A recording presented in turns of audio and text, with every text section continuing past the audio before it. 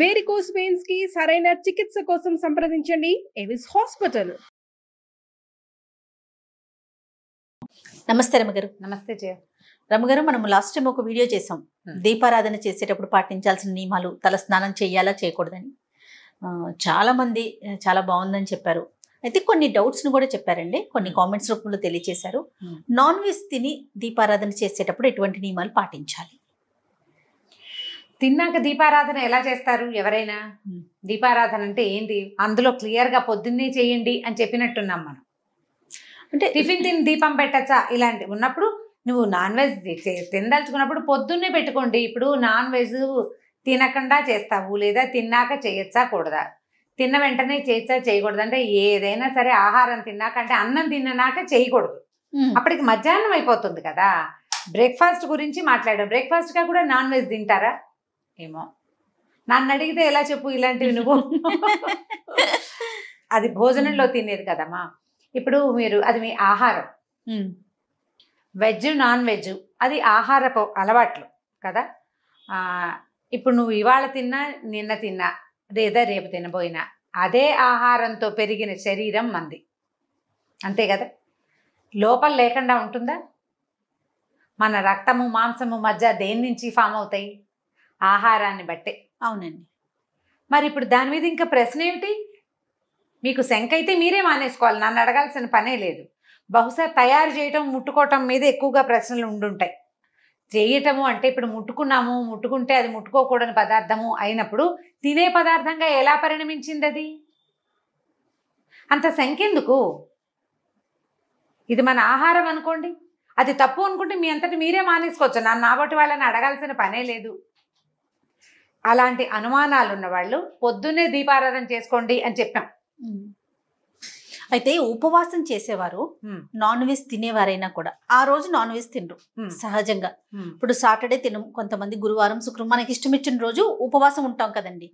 అలా ఉన్నప్పుడు non veg తినేవారు నాన్ వెజ్ తినరు.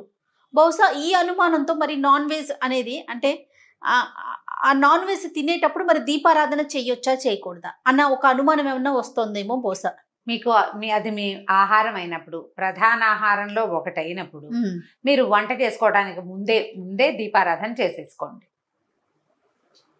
మీకు తినడానికి లేని శంక దీపానికి ఎందుకు? దీపానికి ఎందుకు? పెట్టుకోండి పొద్దున్నే దీపారాధన చేసేసుకోండి. తర్వాత మీ వంట వ్యవహారం ఏదో ఒకటి చేయండి. సాయంకాలం దీపం పెట్టాలా అది కూడా నన్ను ఒకళ్ళు అడిగారు. మధ్యాహ్నం నాన్ వెజ్ తింటే సాయంత్రం దీపం పెట్టదు, అది పూర్తిగా మీదేనమ్మా, నేను చెప్పను అలాంటివి. ఎవ్వరు చెప్పకూడదు కూడా అవి. అసలు నేను ఈ మాట చెప్పడం కూడా అంత సమంజసమైన విషయం కాదు. కాకపోతే మనకు అన్ని రకాల ఫాలోవర్స్ ఉన్నారు.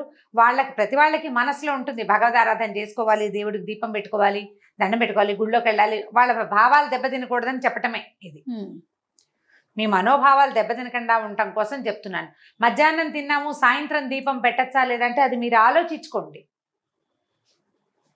పొద్దున్న దీపం పెట్టుకున్నాక స్నానం చేసి దీపం పెట్టిన తర్వాత మీ పని మీరు చేసుకోండి. దేవుడికి దండం పెట్టకుండా తప్పదు కదా. భగవంతుడు ఎక్కడ లేడు? సమస్తంలోనూ ఉన్నాడు, అన్నిట్లోనూ దేవుడు ఉన్నాడు. నువ్వు తినేది తరిగేది వండేది అన్నీ చూస్తాడు భగవంతుడు. ఆయన మన పక్కనే ఉంటాడు, మనతోటే ఉంటాడు, మనలోనే ఉంటాడు. దీపం పెట్టడం అనేది ఒక శ్రద్ధాపూర్వకమైన ఒక క్రియ. దానికి మీ శ్రద్ధ అవసరం. స్నానం చేసి శుద్ధంగా దీపం పెట్టుకుని తర్వాత వండుకోండి కావాలంటే, అంత అనుమానం ఏమక్కర్లా. సాయంకాలం సంగతి మాత్రం నన్ను అడగద్దు, అది మీ ఓపిక, మీ మనస్సు, మీ ఇష్టం.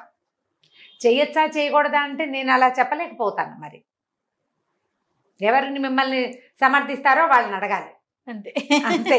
మీ పరిధిలోకి రాదు, నా పరిధిలోకి రాదు. నేనైతే ఇదే చెప్తా. అసలు దీపం అనేది శ్రద్ధాపూర్వకమైన అదే మీరు చెప్తున్నట్టుగా ఉదయమే లేచి ముందు దీపం పెట్టేసుకుంటే తర్వాత మనం ఏం తిన్నా ఏం తినకపోయినా అవన్నీ తర్వాత విషయాలు, ఇంకా ఏం చెయ్యాలి అనేది రాకపోవచ్చేమో బహుశా. అంతే కదండి. ఇప్పుడు మనకు వచ్చిన కామెంట్స్ లో ఇంకొకటి కూడా ఉందండి. కార్తీక మాసం అప్పుడు మనం ప్రతిరోజు కూడా తలస్నానం చేస్తాం. మరి తలస్నానం చేసినా చేయకపోయినా పర్వాలేదని ఒక సందర్భంలో అనుకున్నాం కదా, దాన్ని ఎలా తీసుకోవాలంటారు? కార్తీక మాసపు స్నానం నేను నీకు ఆ రోజు చెప్పినప్పుడు క్లియర్ గా ఒక మాట చెప్పాను. పండగలు, పర్వదినాలు, పుట్టినరోజులు మీ మూడిటికి ఎగ్జెంప్షన్, వార నియమం ఏ నియమము లేదు అని. పర్వదినాల్లో కార్తీకము, మాఘమాసము, సముద్ర స్నానం, నదీ స్నానం చేస్తాం. అప్పుడు నెత్తికి నూనె పెట్టుకోరు, తలంటి పోసుకోరు, రోజు తల మీద నీళ్లు పోసుకోవటమే. అవును, ప్రతిరోజు నెత్తి మీద నీళ్లు పోసుకుంటాం. ఆ రోజుల్లో అలా చెప్పబడింది కాబట్టి అది చేయాలి. మీరు నిత్య పూజ గురించి అడిగారు. నేను రోజువారీ పూజకి క్యాజువల్గా చేయవలసిన విధానం సంగతే చెప్పాను. పర్వదినాలకి ఎగ్జామ్షన్ అని అవాళ చెప్పాను. ఆ పర్వదినాలంటే 1-2 డేస్ అనుకుంటున్నారేమో, కాదు. కార్తీక మాఘమాసాలు, మార్గశిర మాసంలో ప్రత్యేకంగా రోజు స్నానం చేయాలని చెప్పబడిన నదీ స్నానాలకి వాటికి నియమం లేదు, రోజు చేయటమే. అదే కాదు, ఏకాదశి ద్వాదశికి ఏకాదశి నాడు తెలియక తలస్నానం చేసినా ద్వాదశి నాడు తెలిసి కూడా చేయకూడదంటారు. తెలియక ఏకాదశి నాడు చేసినా కూడా తెలిసి తెలియక కూడా ద్వాదశి నాడు చేయకూడదు. ఏకాదశి నాడు తల అంటుకోకూడదు, ఒట్టి తల స్నానమే చేయాలి. నీకు తిథి నియమాలు అవన్నీ ఎవరికి పాటింపు? రోజు తిథి చూసుకునే వాళ్ళకి. ప్రతి వాళ్ళు దీపారాధన దేవుడికి దీపం పెట్టి ఆఫీసులకు పరిగెత్తే వాళ్ళు తిథులు ఎవరు చూసుకుంటారు? చూసుకోం కదా. తిథులు నిత్యము తిథితోటి కనుక చెప్పుకునే వాళ్ళకి నేను చెప్పక్కర్లేదు. అసలు నిత్యము తిథి చూసి తిథివార నక్షత్రాల ప్రకారం పూజా విధానం చేసుకునే వాళ్ళకి ఎవ్వరు చెప్పక్కర్లా, వాళ్ళ విధానం వాళ్ళకి ప్రత్యేకంగానే ఉంటుంది. అయితే కార్తీకము, మాఘమాసం, మార్గశిర మాసాలు, తర్వాత ఈ వైశాఖ మాసంలో ఇలా స్నానాలు చేసేటప్పుడు వన్స్ ఇన్ ఏ వైల్ అయినా కుంకుడుకాయ పెట్టి రుద్దుకోకపోతే జుట్టు ఉండదు. అవును, అలాంటప్పుడు ఏం చేస్తారంటే తల అంటుకోకుండా ఏం చేస్తారు, సాయంకాలం పొద్దున్న స్నానం చేస్తారా, సాయంత్రం కొద్దిగా నెత్తికి చమురు పెట్టుకుంటారు. చాలా మందికి పొడి జుట్టు ఉంటే తలకాయ నొప్పి వస్తుంది నూనె లేకపోతే.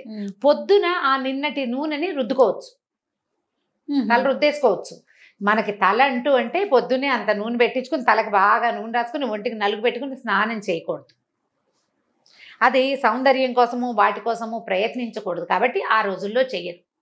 మనమే కార్తీక పురాణం, మాఘ పురాణం చేసినప్పుడు నిత్య స్నానం అవసరము అని చెప్పబడింది క్లియర్గా. అవును, ఆ రోజులకి దీనికి సంబంధం లేదు. ఇది నిత్య పూజ కోసం చేసేదే.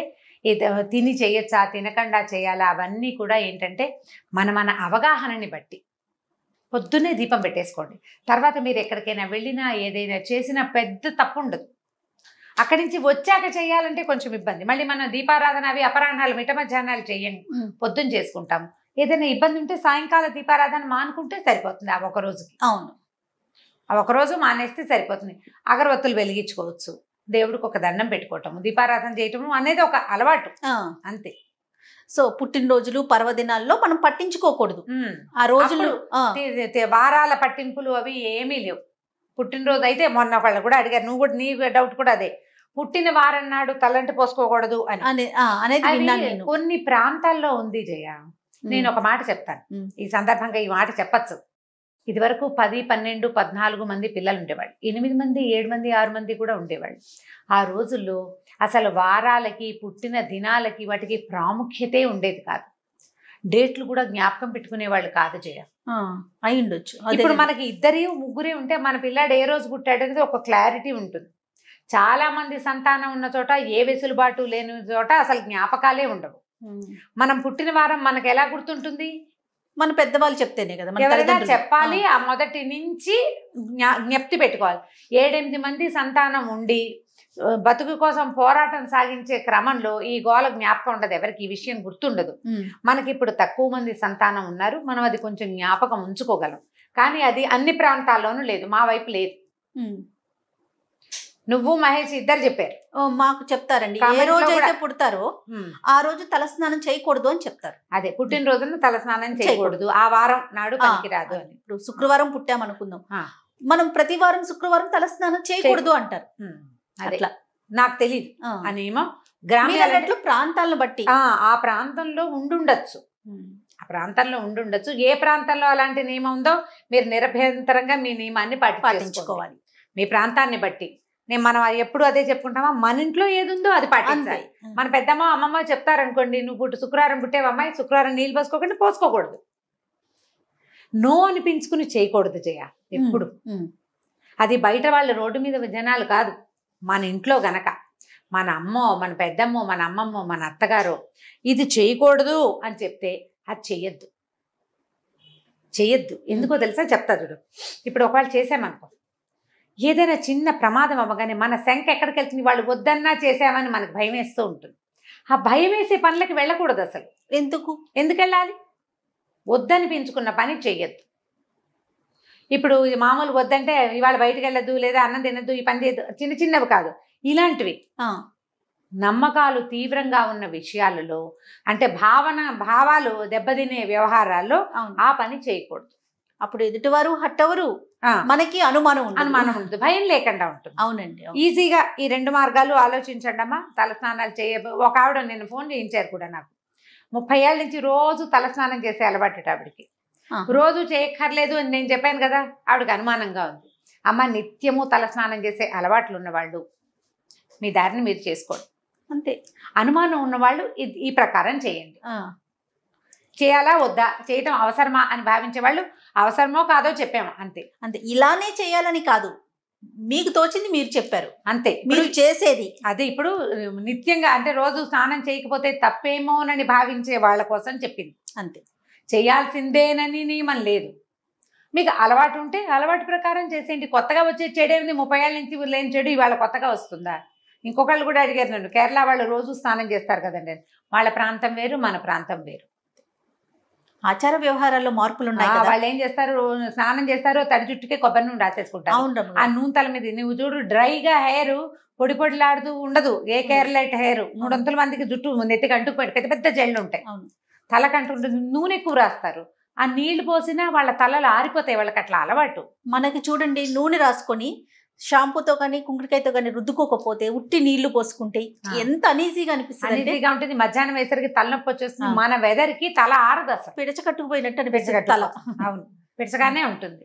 వాళ్ళ అలవాట్లు వాళ్ళవి, మనవి కూడా. ఇప్పుడు నేను చెప్పే పాయింట్ కూడా మన ఇంట్లో ఉన్న పద్ధతి, మన వాళ్ళంతా ఆచరించే పద్ధతి, లేదా మనం ఎవరిని ఫాలో అవుతామో వాళ్ళు చెప్పిన పద్ధతి, దాని ప్రకారం వెళ్ళిపోండి. భయం ఉండదమ్మా, అంతే. భయం లేకుండా ఉంటుంది అంతే. రైట్ అమ్మ గారు, థ్యాంక్ యూ అండి. నమస్తే. నమస్తే జయ. ఈ వీడియో కనుక మీకు నచ్చినట్లయితే లైక్ చేయండి, షేర్ చేయండి. మరిన్ని వీడియోస్ కోసం మా ఛానల్ని సబ్స్క్రైబ్ చేసుకోండి.